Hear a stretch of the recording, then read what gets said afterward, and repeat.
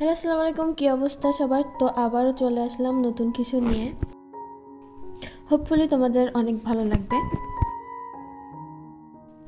দেখো, পাহাড় আঁকানো তো সহজই লাগে, কিন্তু যখন এর শেডিং করতে হয় তখন আমরা শেডিংয়ে ভুল করি। পাহাড় আঁকার সময় পাহাড়ে শেডিং করতে যেয়ে আমরা একটা ভুল করি, সেটা হলো আমরা এটাই বুঝতে পারি না যে পাহাড়ের কোন সাইডে ডার্ক সাইড হবে আর কোন সাইডে লাইট শেডিং হবে। এর জন্য পাহাড়টাকে দেখতে পুরো কেমন যেন উল্টাপাল্টা লাগে। তো সবসময় আমাদের খেয়াল করতে হবে পাহাড়ের কোন সাইডটায় আলোর রিফ্লেক্টটা বেশি পড়ছে আর কোন সাইডটা পিছনের দিকে গেছে। সো যে দিকটা একটু পিছনের দিকে যাবে সেই দিকটা একটু ডার্ক শেডিং হবে, এখানে আমি যেমনভাবে দিচ্ছি ডার্ক শেডিং। সো তোমরা একটু খেয়াল করো, দেখবা সব কিছু আস্তে আস্তে শিখে যাবে।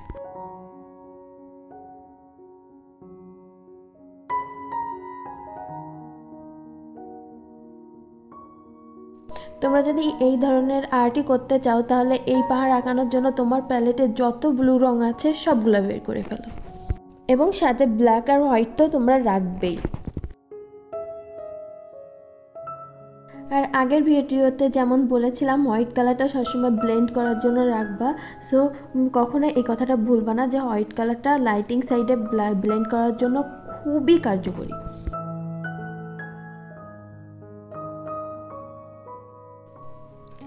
এবং পাহাড়টা আঁকানো শেষ করার সাথে সাথে হাত দিয়ে একটু ব্লেন্ড করার ট্রাই করবা, যাতে হচ্ছে পাহাড়ের কালারটা আরও দেখতে সুন্দর লাগে। দেখো, আমি এখানে কিন্তু হাত দিয়ে ব্লেন্ড করতেছি আর সাথে কালার মিক্সিংও করতেছি। আমি যেহেতু এই আর্টের নিচের সাইডটা পানি বা লেক টাইপের করব, সেই জন্য আমি নিচে যখন কালারটা করব তখন দেখবো আমি তেমন একটা ডিটেলস দিচ্ছি না। সো আমাদের যত ডিটেলস আছে সম্পূর্ণ এই উপরের বা স্কাইটার জন্য।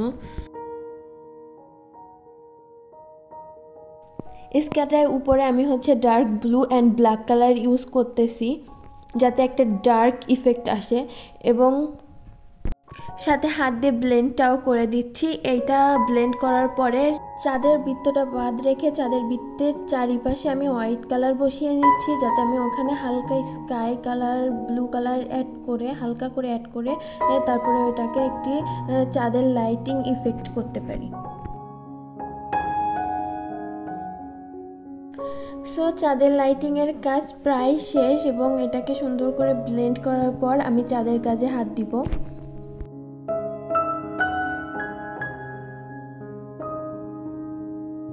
এখানে আমি আরেকটা কাজ করছি, এখানে উপরের স্কাইটাকে আরেকটু ডার্ক করে নিচ্ছি যাতে দেখতে আরেকটু সুন্দর লাগে।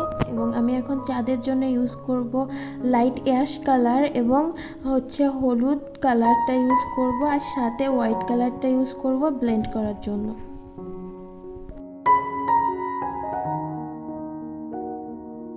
আর হ্যাঁ, চাঁদ আঁকার সময় চাঁদের চারিপাশে মাস্কিং টেপ লাগাতে ভুলো না। যেহেতু আমার কাছে মাস্কিং টেপ শেষ হয়ে গেছে, সো আমি এখানে সার্জিক্যাল টেপ ইউজ করছি, এটাও কিন্তু অনেক কাজে দেয়।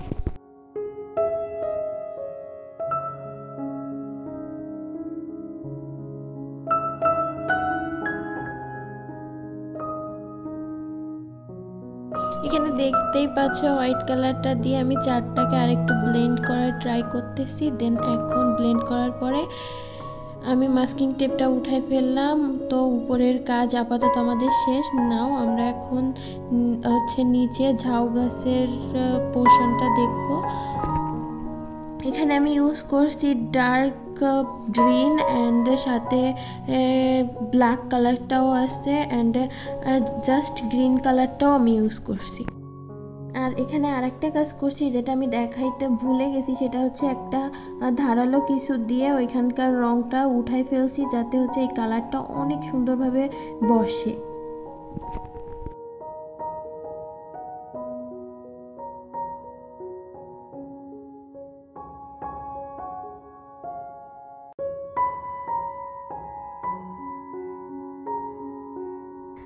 নিচের এই লেকের কাজ করব। সে লেকের মধ্যে যে প্রতিবিম্বগুলো আঁকবো সেগুলো একটু ঝাপসা টাইপের রাখবো, যাতে দেখতে আসলে একটু ভালো লাগে বা একটু পানির ভাইব দেয়, কারণ পানির মধ্যে প্রতিবিম্বগুলো আসলেই ঝাপসা লাগে।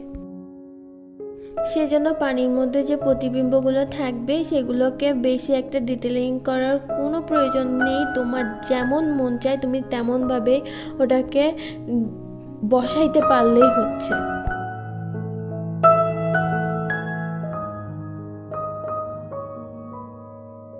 সো পানির মধ্যেও চাঁদ আঁকার সময় এসে গেছে। সো এখানেও আমি হলুদ কালার লাইট ইয়াশ অ্যান্ড হালকা একটু ব্লু কালারের ইউজ করে ব্লেন্ড করে দিব।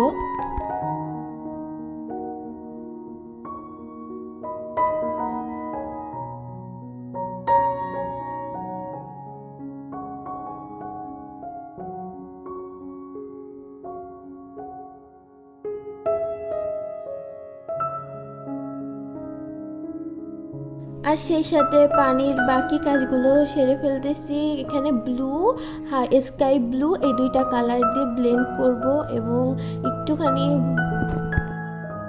একটুখানি কাল ব্ল্যাক দিয়ে সেই জায়গাটা মাটি বা উপরের ডাঙার সৃষ্টি করব। এবং পরবর্তীতে আমি এখানে অ্যাক্রিলিক কালার ইউজ করছি, কারণ অ্যাক্রিলিক কালার ইউজ করলে এখানে ডিটেলিং করতে অনেক বেশি সুবিধা হইতো। কারণ হচ্ছে অয়েল পেস্টেল দিয়ে এই ধরনের ডিটেলিং করতে আসলে অনেক কষ্ট করতে হতো, তাই আমি আর অয়েল পেস্টেল ইউজ করি নাই।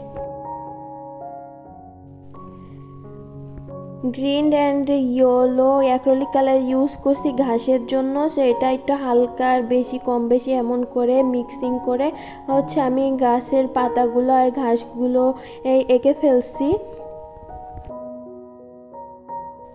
সো আপাতত এখানেই টুকটাক কাজ শেষ। আর হচ্ছে আমি ভুলে গেছিলাম হচ্ছে গাছের লাইটিং ইফেক্ট দেওয়ার জন্য, তো সেটা আমি পরে অ্যাড করছি। আর পানির মধ্যে আমি সাদা কালার দিয়ে একটু ঢেউ ঢেউ ইফেক্ট করছি যাতে দেখতে সুন্দর লাগে।